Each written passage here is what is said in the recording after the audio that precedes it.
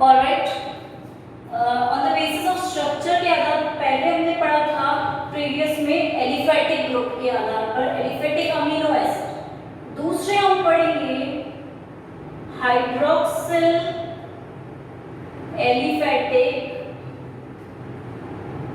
Amino acid. Right, इसका मतलब हुआ कि यहाँ पर R ग्रुप के स्थान पर हमें हाइड्रोक्सिल ग्रुप जो है, हाइड्रोक्सिल समूह जो है वो देखने को यहाँ पर आसानी से मिलेगा। इसलिए हमने इनको नाम दिया है hydroxyl aliphatic amino acid.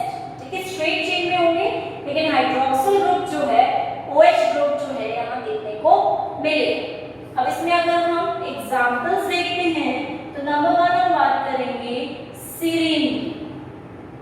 Right, serine की संरचना की बात करेंगे।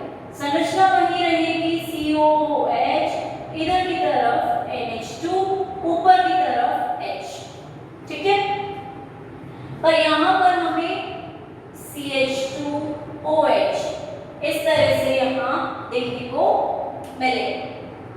ठीक है, दैट मीन्स हमें OH ग्रुप देखने को मिल रहा है, तो इसको हम बोलते हैं R ग्रुप। और सीरीन में हमें ये संरचना देखने को मिल गई। ठीक है, CH2 के साथ क्या अटैच है, हाइड्रोक्सिल ग्रुप, इसने नाम दिया एलिफेटिक हाइड्रोक्सिल। ठीक है, सेकेंड कैटेगरी में हमने बात की। दूसरी कैटेगरी में सीरीन के बाद अगर हम बात करते हैं तो बात करते हैं हम थ्रियोनिन। राइट, और दूसरा एग्जांपल इसमें आता है थ्रियोनिन।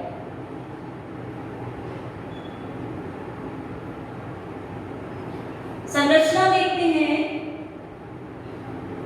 COOH, ऊपर H, इधर NH। ठीक है, अमीनो ग्रुप सब उपस्थित है। नीचे की तरफ आएंगे तो यहाँ हम देखेंगे C के साथ OH ग्रुप अटैच है, यहाँ पर CH3 है और इधर H ग्रुप है। वैलेंसी पूरे हो रही है C की, दैट मींस ये पूरा ग्रुप क्या है, R ग्रुप। ठीक है, राइट, सीरीन में हमें डायरेक्टली यहाँ पर अटैच था नीचे की तरफ OH, यहाँ पर इनडायरेक्टली अटैच है, थोड़ा सा इसका लेवल हाई हो रहा है और OH ग्रुप साइड में।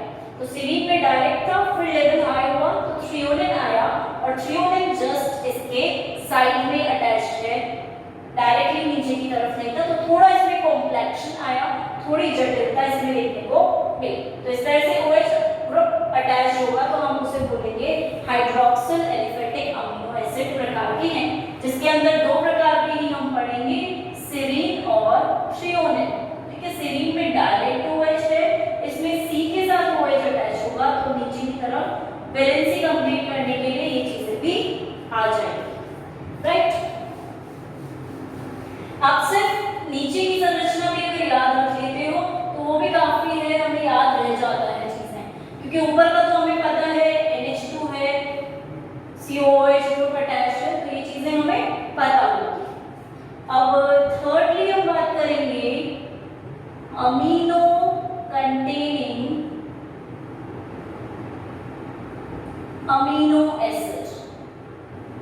राइट, जिसका मतलब हुआ कि अमीनो ग्रुप वहां पर उपस्थित ज्यादा रहेंगे। इट मींस R के स्थान पर, R की जगह पर वहां अमीनो ग्रुप की प्रेजेंस ज्यादा देखने को मिलेगी, मतलब एक से ज्यादा अमीनो ग्रुप की उपस्थिति यहाँ पर रहेगी। NH2 किसी भी फॉर्म में यहाँ पर ज्यादा उपस्थित रहेगा, इसलिए हमने इनको नाम दिया अमीनो कंटेनिंग अमीनो एसिड। ठीक है, इसमें अगर हम एग्जांपल देखते हैं तो पहला एग्जांपल हम देखेंगे लाइसीन का। C, COOH, NH2, इधर H, नीचे की तरफ चलते हैं CH2, CH2, CH2, CH2 और नीचे की तरफ अटैच है NH। तो इस संरचना को हम बोलेंगे लाइसीन। राइट, दैट मींस जो R ग्रुप है वो इस तरह से यहाँ पर उपस्थित है लाइसीन के अंदर, जिसमें हम इसे ऐसे भी शो कर सकते हैं CH2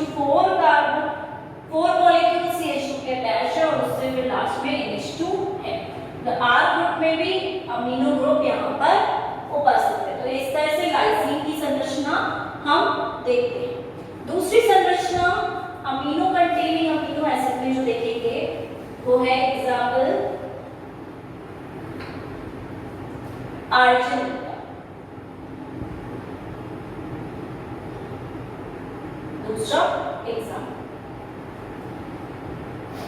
COH है, NH2 ग्रुप है, H ग्रुप है। अब यहाँ बात करेंगे इसकी, तो हम यहाँ देखेंगे CH2 जो होगा वो 3 टाइम्स यहाँ पर अटैच रहेगा।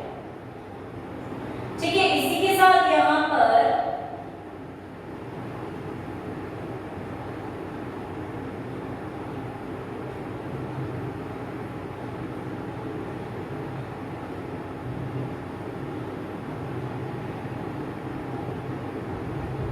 राइट, ठीक है, 3 टाइम्स CH2 अटैच है, लेकिन NH2 जो है वो 2 टाइम्स अटैच है। ठीक है, 2 NH2 ग्रुप आर्जिनिन में उपस्थित रहते हैं। थोड़ा सा लेवल उससे हाई हुआ उसका, राइट, इसलिए हम यहाँ पर बोलेंगे लाइसीन जो है वो सिंपल है जिसके अंदर 1 है, लेकिन CH2 4 थे, यहाँ पे CH2 3 है, ये पूरा R ग्रुप है, और इसके अंदर क्योंकि 2 NH को अटैच करना था, दोनों NH एक साथ तो जुड़ते नहीं, इसलिए यहाँ पर C भी आया और C डबल बॉन्ड आया, दैट मींस एक प्लस फॉर्म में उपस्थित है। क्लियर? तो हम इसे बोल सकते हैं आर्जिनिन की संरचना इस प्रकार से होती है जिसके अंदर 2 NH2 की उपस्थिति देखी जाती है। राइट, तो नाम लेते हैं अगर हम अमीनो कंटेनिंग अमीनो एसिड का, तो ये 2 प्रकार के हैं, लाइसीन और आर्जिनिन। लाइसीन में डायरेक्ट CH2 के 4 यूनिट्स के नीचे NH2 अटैच रहता है, amino acid group, amino group acid attach. यहाँ पर CH2 के 3 मॉलिक्यूल्स होते हैं, फिर C होता है, फिर इधर NH2 प्लस और फिर इधर NH2 अटैच रहता है, मींस NH2 के यहाँ पर 2 मॉलिक्यूल्स जुड़े रहते हैं। ठीक है, तो इस प्रकार की संरचना देखने को मिलती है।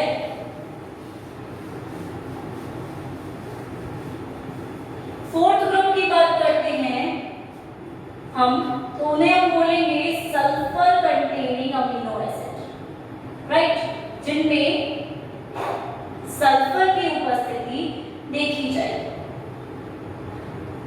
राइट, क्योंकि नाम ये है सल्फर, जिसका मतलब हुआ कि R ग्रुप के स्थान पर सल्फर भी यहाँ देखने को मिल सकता है।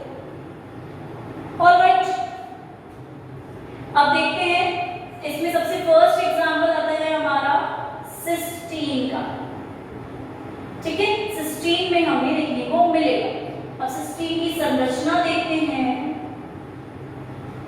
NH2 यहाँ पे आएगा H, यहाँ CH2SH, ये सिस्टीन की संरचना। लेकिन जब 2 सिस्टीन मॉलिक्यूल्स एक दूसरे से अटैच होते हैं तो वो क्या कहलाएंगे, एक तरह से डाइसिस्टीन। ठीक है, उन्हें हम डाइसिस्टीन बोलेंगे या डाइसिस्टाइन बोलेंगे। अब ये डाइसिस्टाइन की संरचना कैसे बन सकती है ये भी देख लेते हैं हम यहाँ पर।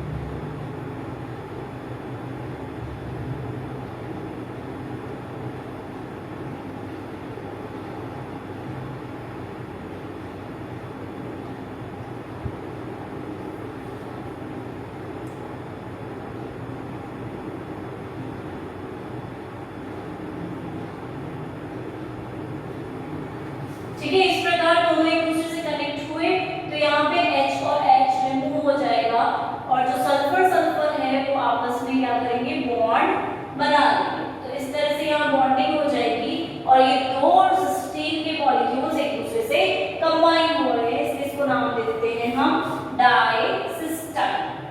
ठीक है, 2 मॉलिक्यूल्स एक दूसरे से कनेक्टेड है, राइट, इसलिए नाम दिया है डाइसिस्टाइन।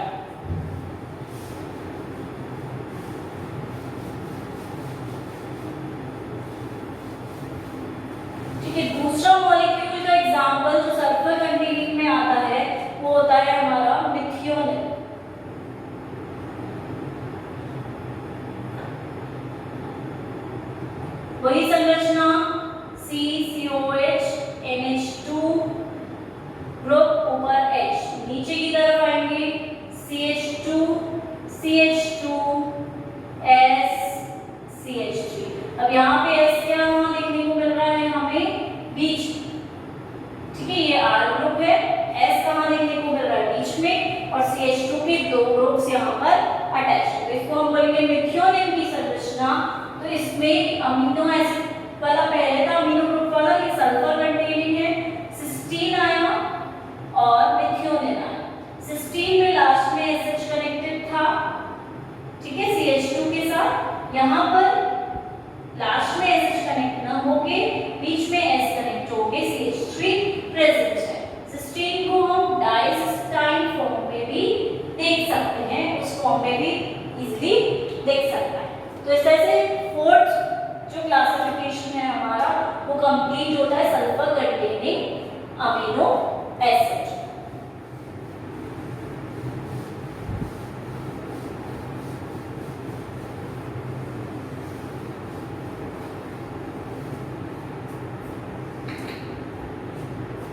अब फिफ्थ आता है हमारा अमाइड कंटेनिंग अमीनो एसिड, जिसमें क्या है अमाइड ग्रुप प्रेजेंट होगा। उपस्थित कौन सा ग्रुप होगा? अमाइड ग्रुप, इसलिए हमने इनको नाम दिया है amide containing amino acid. That means R के स्थान पर क्या उपस्थित है? अमाइड ग्रुप, ठीक है, अमाइड समूह यहाँ पर देखा जाए। अब जब हम इसकी बात करेंगे तो इसमें भी दो एग्जांपल्स आएंगे। पहला एग्जांपल है एस्पेरेजिन का,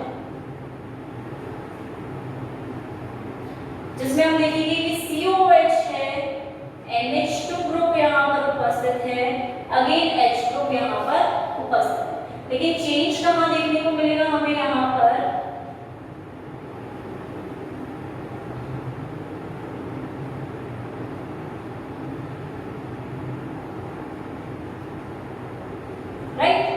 इस जगह पर चेंज देखने को मिलेगा एस्पेरेजिन में, ठीक है। जिसका मतलब हुआ कि यहाँ पर CH2 से COO ग्रुप और NH2 ग्रुप दोनों अटैच्ड हैं, और दोनों के अटैचमेंट डायरेक्ट नहीं होंगे। CH2 एक कैरियर का काम कर रहा है बीच में और इन दोनों को अटैच करवा, राइट, क्लियर। तो एस्पेरेजिन की संरचना इस प्रकार से हमें देखने को मिल जाएगी, अमाइड ग्रुप जिसमें उपस्थित है, ठीक है। इसी के साथ ग्लूटेमाइन की संरचना भी देखने को मिलती है। सेकेंड एग्जांपल इसका आता है ग्लूटेमाइन, राइट। उसमें कुछ भी नहीं होगा, सिर्फ एक चीज चेंज होगी। जैसे हमने बोला ये COH ग्रुप है, ये NH2 है यहाँ पे उपस्थित, ये H यहाँ पर है, नीचे की तरफ क्या है? CH2 CH2 CO एंड इधर की तरफ NH2, ठीक है। ग्लूटेमाइन में CH2 डबल हो जाते हैं, दो CH2 के मॉलिक्यूल्स आ जाते हैं, बाकी संरचना पूरी एस्पेरेजिन जैसी ही होती है। जो एस्पेरेजिन है उसके जैसा ही इसकी संरचना देखने को मिलेगी। तो ये दोनों अमाइड कंटेनिंग है, उसके अंदर एक CH2 था, यहाँ पे दो CH2 उपस्थित है। इसको हम ऐसे भी देख सकते हैं संरचना को, इस तरह से COOH, ठीक। अब इसके अंदर दो आए, एक तो आया ग्लूटामिन, एक आया एस्पेरेजिन।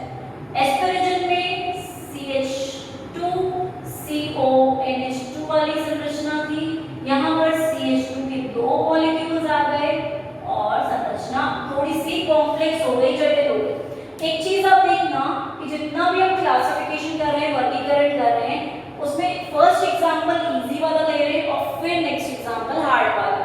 एक एक चीज धीरे धीरे ऐड हो रही है, ये चीज ऑब्जर्व करना, ठीक है। पहले सिंपल वाला एग्जांपल था और फिर हार्ड वाला आया।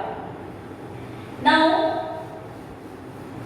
सिक्स्थ की बात करते हैं, यहाँ पर एरोमेटिक की बात करें, ठीक है। Sixth aromatic amino acid,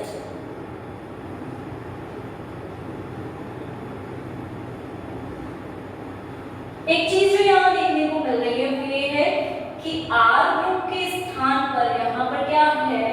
aromatic ring उपस्थित रहेगी, ठीक है। एरोमेटिक रिंग की प्रेजेंस यहाँ देखने को मिलेगी R ग्रुप, R समूह के स्थान पर। इसलिए हमने बोला एरोमेटिक अमीनो एसिड्स ये हैं।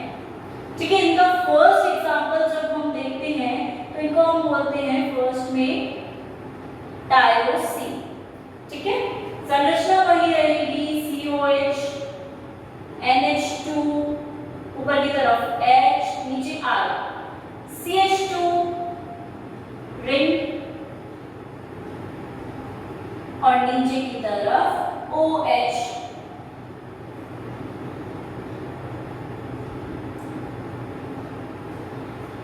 ठीक है, इस तरह से ग्रुप क्या हो गया, टायरोसिन। ठीक है, दूसरी संरचना जो हमें देखने को मिलेगी वो है फिनाइल एल्यूमिन की।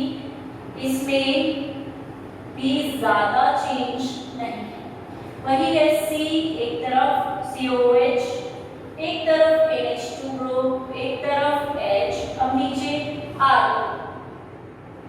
यहाँ पर CH2 एंड रिंग।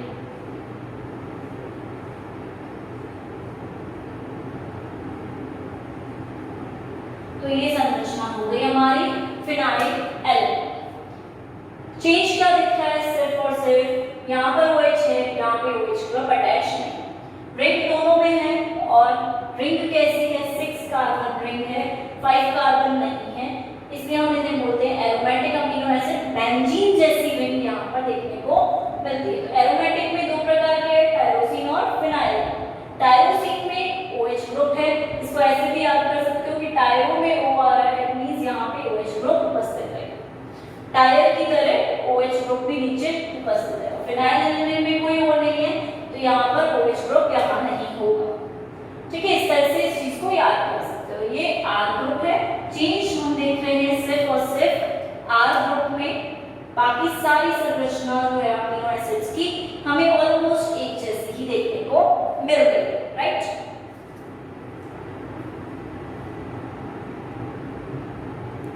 राइट, इसी तरह जब हम 7th टाइप की अमीनो एसिड की ग्रुप को स्टडी करते हैं तो वो भी इंटरेस्टिंग सा देखने को मिलता है, राइट। तो 7th टाइप का अमीनो एसिड ग्रुप में आता है हेटेरोसाइक्लिक अमीनो एसिड, राइट, जिसके अंदर एक विषम चक्रीय रिंग के रूप में विषम चक्र उपस्थित रहता है। ठीक है, इसलिए हम इसको हेटेरोसाइक्लिक अमीनो एसिड बोलेंगे कि हेटेरोसाइकल के रूप में एक विषम चक्र उपस्थित है R के स्थान पर। ठीक है, जिसमें सबसे पहला नाम आता है हिस्टिडीन का। ठीक है, हेटेरोसाइक्लिक का ही पार्ट है हिस्टिडीन। और जब हम संरचना देखते हैं तो संरचना के आधार पर हम देखेंगे COH ग्रुप है, NH2 ग्रुप है, H ग्रुप यहाँ उपस्थित है। अब इसमें चेंज देखने को मिलेगा, वो चेंज ये होगा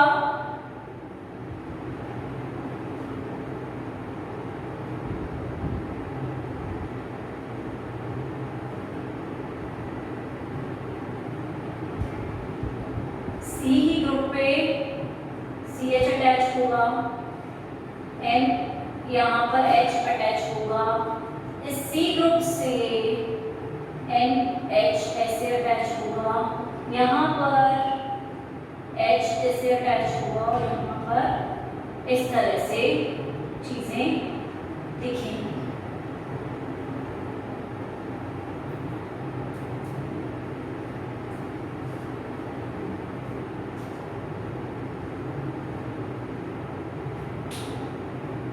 ठीक है, तो इसको हम नाम देते हैं हिस्टिडीन। कुछ भी नहीं है, वही संरचना हमें यहाँ देखने को मिली है, NH2 COH HC।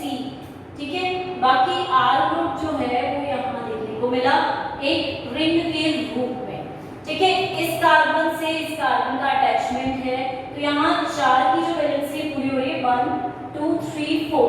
ठीक है, इस कार्बन से इस कार्बन का अटैचमेंट है 1 2 3 4, 4 कार्बन वैलेंसी पूरी हो गई।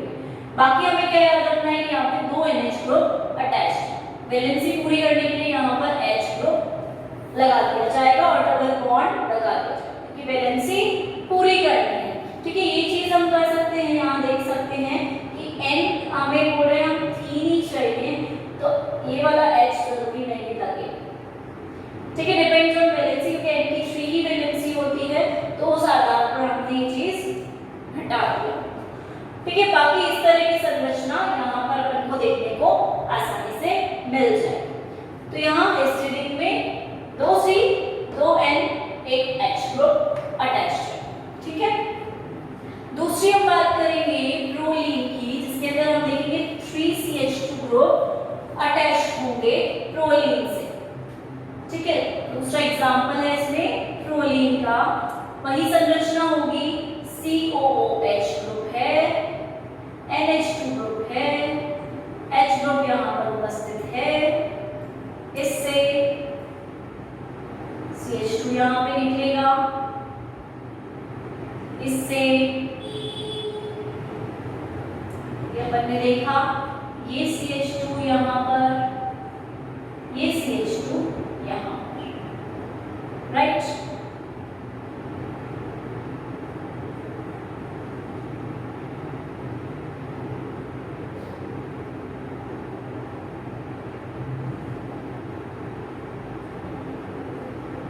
अब हम देख रहे हैं कि हमें वैलेंसी पूरी करनी है कार्बन, तो कैसे कर सकते हैं, यहाँ पे 1 2 3 4, तो ये H रिमूव भी कर सकते हैं हम, वैलेंसी पूरी हो रही है AH H।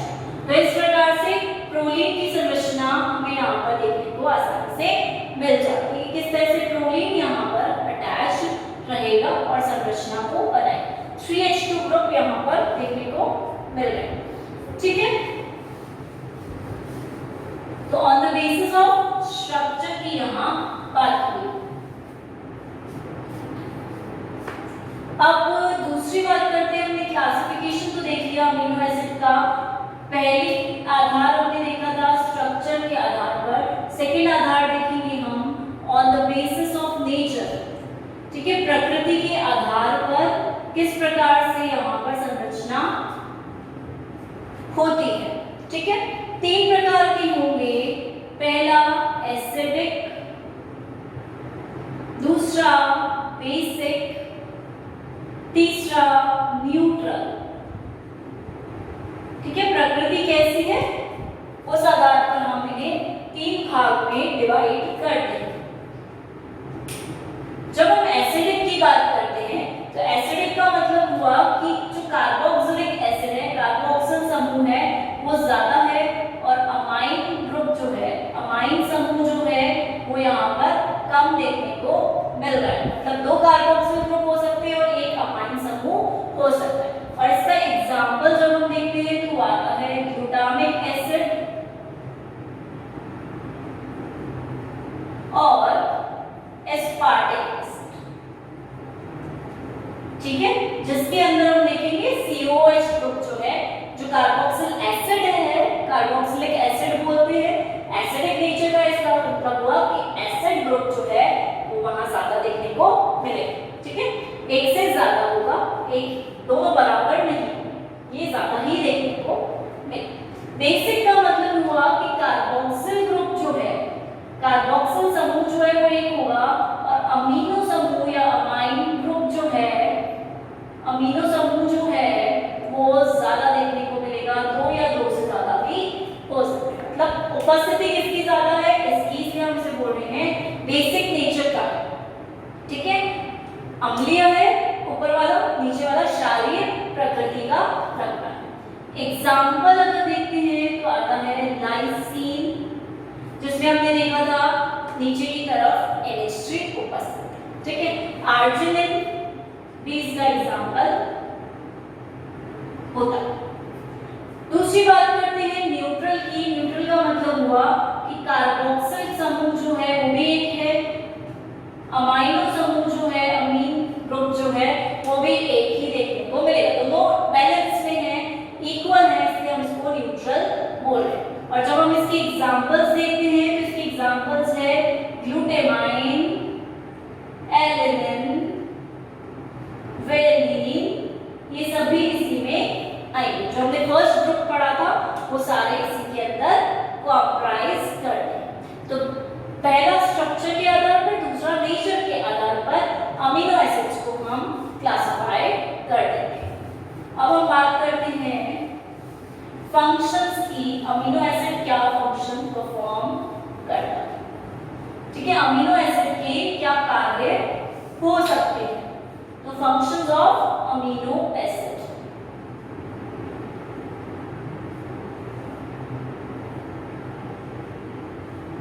ठीक है।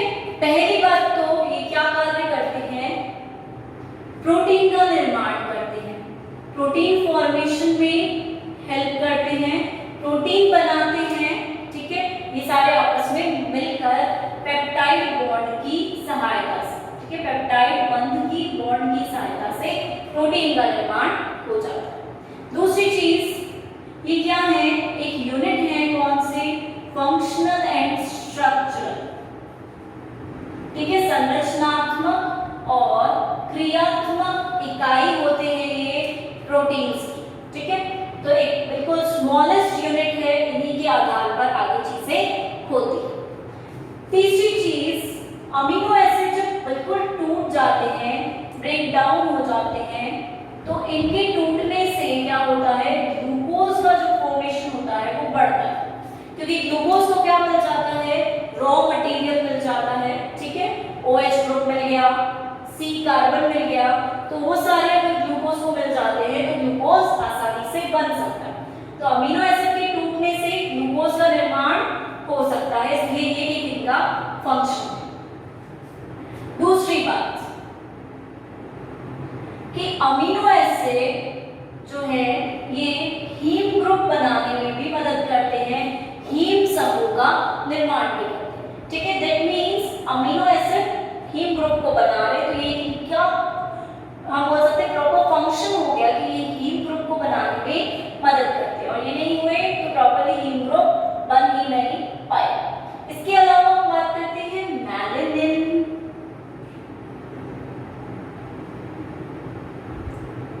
एड्रेनालिन, इनके निर्माण में भी अमीनो एसिड का योगदान होता है, ठीक है। ये भी एक अमीनो एसिड के ही प्रकार है जो इस तरह से हमारे शरीर की दूसरी क्रियाओं को परफॉर्म करने में मदद करते हैं, ठीक है। दूसरी बात हम बोलते हैं कि अगर हम अमीनो एसिड से कार्बोक्सिल समूह को, जो कार्बोक्सिल ग्रुप्स होते हैं, समूह होते हैं, उनको रिमूव कर दें, हटा दें, तो आगे जाकर वो क्या बन जाएंगे, हिस्टेमाइन का निर्माण करते हैं, ठीक है, हिस्टेमाइन को फॉर्म करते हैं। दैट मींस एक सिंपल सी चीज बोल रहा है कि कार्बोक्सिल ग्रुप को हटाने से अमीनो एसिड में से हिस्टेमाइन का निर्माण हो जाता है। तो हम नॉर्मल बोल रहे हैं, मेलानिन एड्रेनालिन के फॉर्मेशन में हेल्प कर रहे हैं, हिस्टेमाइन बना रहे हैं, हीम ग्रुप बना रहे हैं, ग्लूकोज बना रहे हैं, यूनिट है functional and structural, peptide bond बना रहे हैं, तो इस तरह की क्रियाएं होती हैं। और ये सारे ही इंपॉर्टेंट फंक्शन हैं अमीनो एसिड के, जो कि प्रॉपर्ली हमें देखने को मिलते हैं।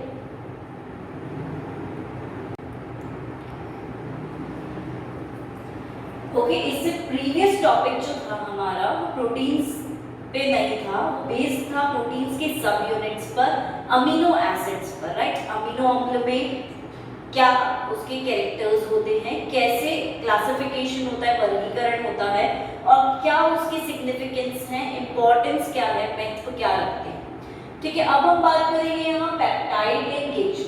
पेप्टाइड लिंकेज किनके बीच में होता है, मोस्ट प्रोबेबली अगर हम बोल के चलते हैं तो पेप्टाइड लिंकेज हमें कहाँ देखने को मिलेगा, प्रोटीन्स। प्रोटीन्स में कहाँ पर देखने को मिलेगा, जो उनके सब यूनिट्स होते हैं, जो उनकी इकाइयां होती हैं, वहां पर ही देखने को मिलेगा, राइट। और ये चीज भी है एक कि यहाँ पर हम बोलेंगे कि जो भी अमीनो एसिड्स हैं, राइट, वो अमीनो एसिड्स एक दूसरे से जुड़कर क्या बना रहे हैं, प्रोटीन्स बना रहे हैं। तो अमीनो एसिड जो है, जैसे सपोज ये एक अमीनो एसिड है, ये दूसरा है, ये तीसरा है, ये फोर्थ, ये फिफ्थ, ऐसे डिफरेंट अमीनो एसिड्स हैं। यहाँ पर दोनों अमीनो एसिड के बीच का जो बॉन्ड है उसे हम बोल रहे हैं पेप्टाइड बॉन्ड बोला था, और दोनों के बीच के लिंकेज को पेप्टाइड लिंकेज कहा जाता है। ठीक है, पेप्टाइड बंध बोलते हैं हम, पेप्टाइड लिंकेज बोलते हैं, दोनों एक ही चीज है। ठीक है, दूसरी चीज हम ये बोलते हैं कि हमारी नेचर में 20 प्रकार की अमीनो एसिड्स प्रेजेंट है। ठीक है, 20 अमीनो एसिड्स हमारे नेचर के अंदर उपस्थित हैं, और इन अमीनो एसिड्स के आधार पर, ठीक है, इन अमीनो एसिड्स के आधार पर ही हमें विभिन्न प्रोटीन की संरचनाएं देखने को मिलती है। कि अमीनो एसिड्स का जो कॉन्फ़िगरेशन है वो किस तरह से वो अरेंज्ड है, उस पे बहुत ज़्यादा मैटर करती है चीज़ें। ठीक है, तो इनके आधार पर ही आगे की चीज़ें। अब हम अमीनो एसिड्स को क्योंकि बोल रहे हैं कि ये सब यूनिट है प्रोटीन के, तो हम बोल सकते हैं कि अगर ये प्रोटीन है पूरा हमारा, तो प्रोटीन को हम पॉलीमर कह सकते हैं, राइट। इसको हम पॉलीमर कह सकते हैं, और पॉलीमर किससे बना हुआ है? बहुत सारे मोनोमर्स से। तो अमीनो एसिड को हम मोनोमर दे सकते हैं नाम। तो बहुत सारे मोनोमर्स एक दूसरे से कनेक्ट होकर क्या बना रहे हैं? एक पॉलीमर को फॉर्म कर रहे हैं, राइट। पॉलीमर का निर्माण कर रहे हैं। तो इसी क्रिया को हम क्या कहते हैं? Polymerisation, right. पॉलीमेराइजेशन हो रहा है जिसके अंदर पॉलीमर का निर्माण हो रहा है। ठीक है, तो ये चीज हमें क्लियर है। अब एक चीज जो हम देखते हैं वो ये है कि पेप्टाइड लिंकेज या पेप्टाइड बॉन्ड्स बनते कैसे हैं। ठीक है, ये थोड़ा सा देखने लायक चीज हो जाती है। जैसे हमने बोला अमीनो एसिड की संरचना क्या होती है हमारे पास?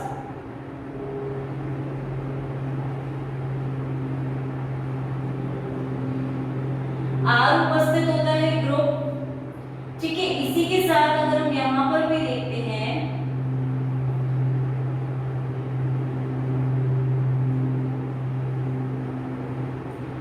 यहाँ पे भी आर ग्रुप उपस्थित रहता है।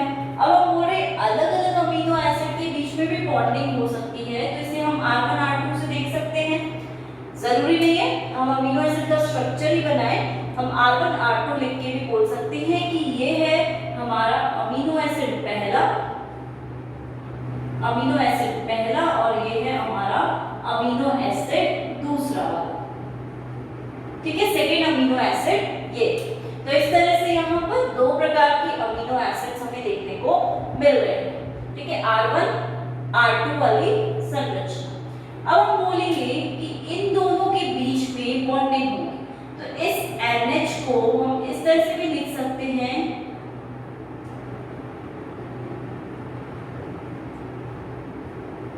राइट। और इन दोनों के बीच की बॉन्डिंग होगी, तो बीच में बॉन्डिंग होगी जब, तो क्या देखेंगे हम? यहाँ से H2 मॉलिक्यूल रिमूव होगा, जिसका मतलब ये हुआ कि यहाँ से एक H, यहाँ से एक OH, दोनों मॉलिक्यूल्स का रिमूवल होगा। ठीक है, ये यहाँ से हट जाएंगे, रिमूव होंगे। तो हमारे पास वापस जो संरचना बचेगी वो क्या बचेगी? उस संरचना को हम किस तरह से देख सकते हैं? देखिए, CHCO NH2 इधर की तरफ, इधर R1, यहाँ पे आया है इनके बीच में bond NH CH R2 COOH। That means bonding कहाँ हो रही है? CO NH के बीच में, राइट। इन दोनों के बीच में बॉन्डिंग क्रिएट हो रही है। तो इस तरह से भी लिख सकते हैं कि CO और NH जो हैं वो बॉन्डिंग करके एक प्रोटीन की संरचना को बनाए। ठीक है, और बहुत सारे अमीनो एसिड्स इस तरह से जुड़े रहेंगे तो प्रोटीन की संरचना वहां पर बन जाती है। ठीक है, दूसरी चीज जो हम बोलते हैं, इसे तो हमने बोल दिया पेप्टाइड लिंकेज है, इसको मार्क कर सकते हैं जैसे कि पेप्टाइड लिंकेज। बॉन्डिंग कहां से हो रही है? CO NH के बीच में, तो हम शो कर सकते हैं इस चीज को इस तरह से यहाँ पे लिख सकते हैं अमीनो एसिड 1 था, यहाँ पे अमीनो एसिड 2। ठीक है, इस तरह की संरचना आसानी से देखने को हमें मिल जाती है। दूसरी चीज जो हमें देखने को यहाँ मिलती है, काफी इंटरेस्टिंग है, कि डाइपेप्टाइड अगर हम बोल रहे हैं, ठीक है, अगर हम बोल रहे हैं कि डाइपेप्टाइड है, जिसका मतलब क्या हुआ कि इस डाइपेप्टाइड में डाई का मतलब क्या होता है, दो, राइट। तो इसके अंदर ही सिंपलेस्ट स्ट्रक्चर है, सबसे सरल स्ट्रक्चर है प्रोटीन का, ठीक है, इसके अंदर दो अमीनो एसिड उपस्थित रहते हैं। ठीक है, अगर वहां हम बोलते हैं ट्राइपेप्टाइड है, जिसका मतलब हुआ कि यहाँ पे 3 अमीनो एसिड उपस्थित होंगे। अगर हम बोलते हैं टेट्रापेप्टाइड है, 4 अमीनो एसिड, पेंटापेप्टाइड है, 5 अमीनो एसिड।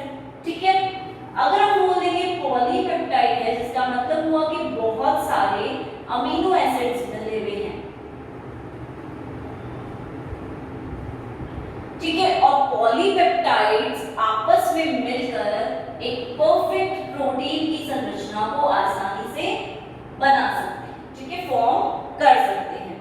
तो हम बोलेंगे अगर डाइपेप्टाइड है तो 2 अमीनो एसिड्स है और बॉन्ड बीच में कितना होगा, एक ही बॉन्ड उपस्थित रहेगा।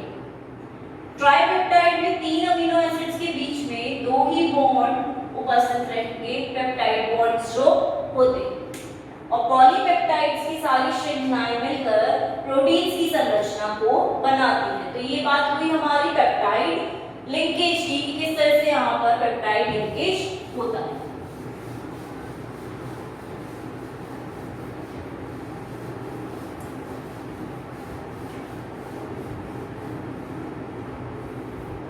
अब हम बात करते हैं कॉन्फ़िगरेशन ऑफ प्रोटीन्स की।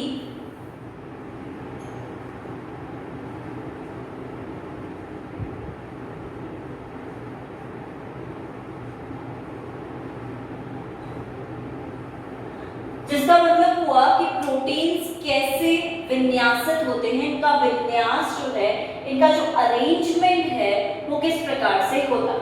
जैसे कॉन्फ़िगरेशन को हम बोलते हैं अरेंजमेंट, कैसे अरेंज है, कैसे इतनी जटिल, इतनी कॉम्प्लेक्स स्ट्रक्चर को ये बना रहे हैं। तो स्टेप बाय स्टेप बना रहे होंगे, ठीक है, इसलिए हम इसे 4 पार्ट्स में पढ़ते हैं। पहली होती है हमारी प्राइमरी कॉन्फ़िगरेशन,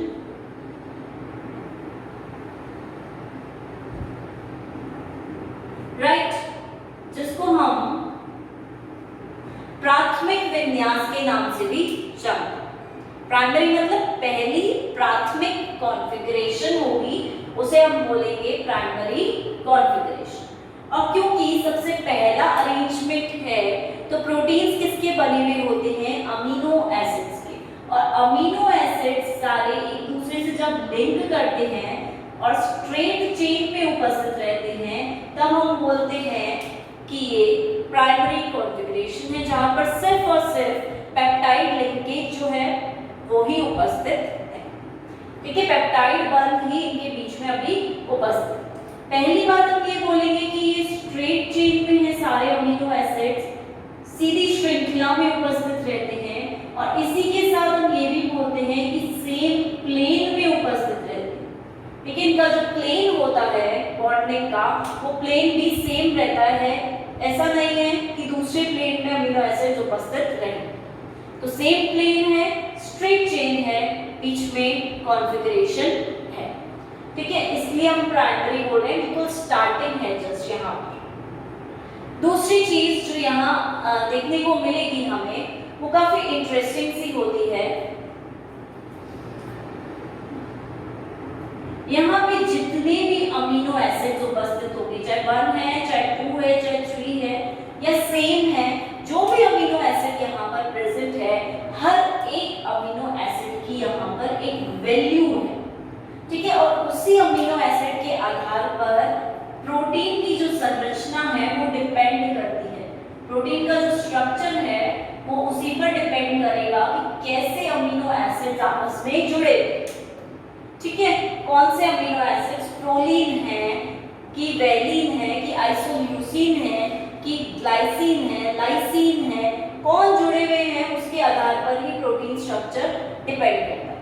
ठीक है, इसलिए हर अमीनो एसिड अपने आप में तुल्य है, तुलनात्मक वैल्यू रखता है, एक पर्टिकुलर वैल्यू रखता है, क्योंकि उसी के आधार पर प्रोटीन को बनना है। दूसरी चीज जो यहाँ देखने को मिलती है कि जब हम बात करते हैं इंसुलिन की, ठीक है, तो इंसुलिन की संरचना सबसे पहले सेंगर नाम के साइंटिस्ट थे, उन्होंने एक्सप्लेन की थी, उन्होंने बताई थी, और उस चीज के लिए उन्हें नोबेल प्राइज भी दिया गया था।